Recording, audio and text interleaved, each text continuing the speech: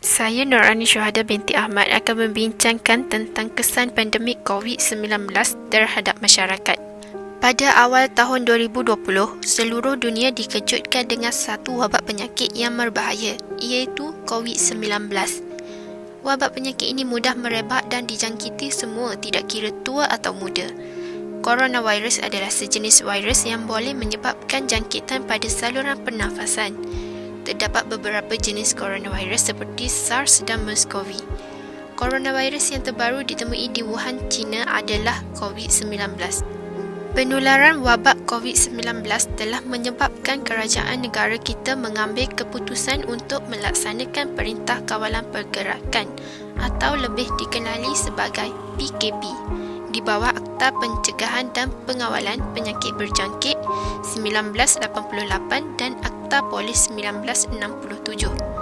Pelaksanaan ini bertujuan untuk mencegah dan mengawal kes pandemik COVID-19 dari terus meningkat. Larangan pergerakan dan perhimpunan orang ramai adalah dilarang sama sekali di seluruh negara, termasuklah aktiviti keagamaan, sosial, budaya dan sukan.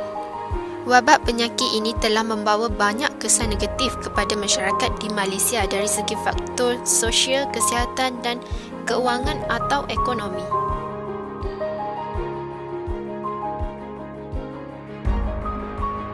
Penularan penyakit COVID-19 telah mengubah hampir sepenuhnya kehidupan seharian kita.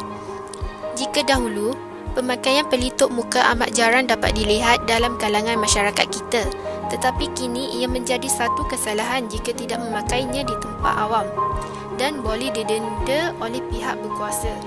Pemakaiannya sangat penting, lebih-lebih lagi apabila berada di khalayak ramai, kerana ia merupakan satu langkah pencegahan bagi mengelakkan penyebaran penyakit saluran pernafasan yang tersebar melalui virus, termasuklah COVID-19.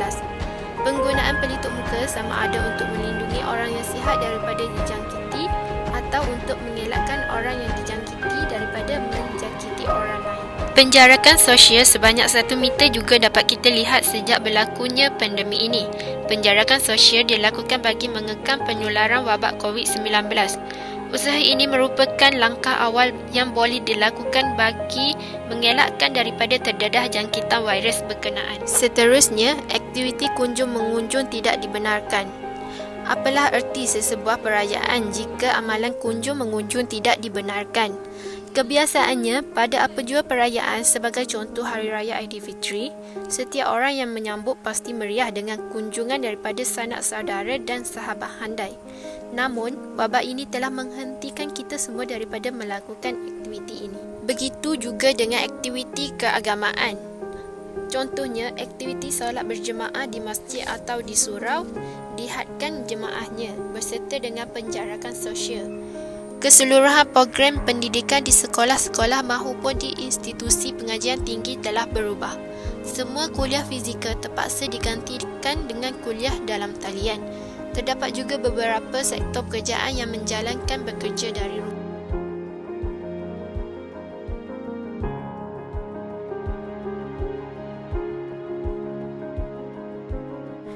Pandemik COVID-19 juga memberi kesan terhadap faktor kesihatan.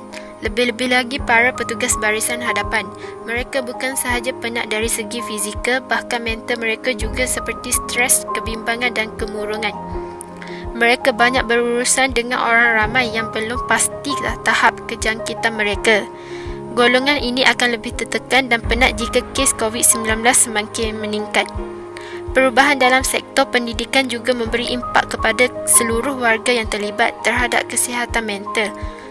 Lebih-lebih lagi para pelajar. Kebanyakan pelajar stres kerana masalah capaian internet, pembahagian dalam tugasan dan banyak lagi yang melemahkan semangat belajar mereka jika dibandingkan dengan pembelajaran secara fizikal.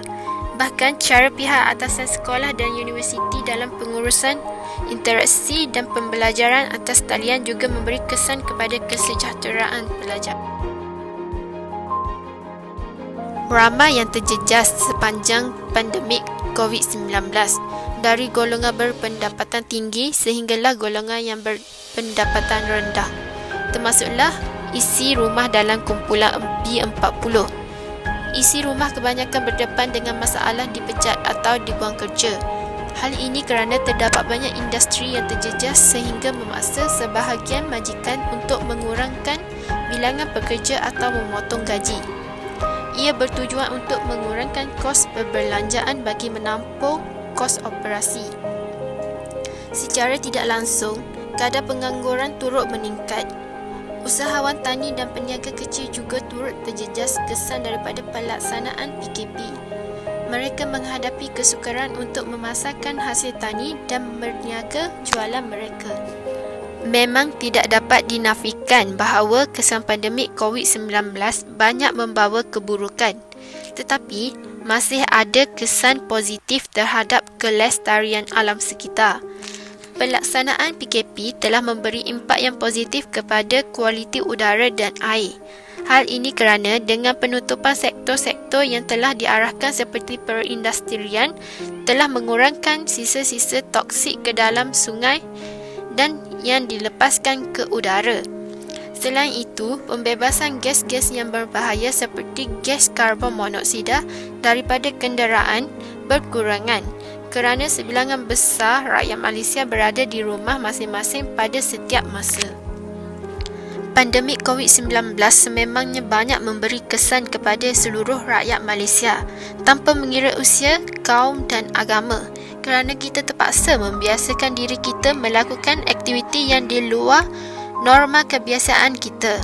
Jelas sekali, wabak ini mula mengubah cara hidup, tingkah laku dan pemikiran masyarakat kita secara keseluruhan.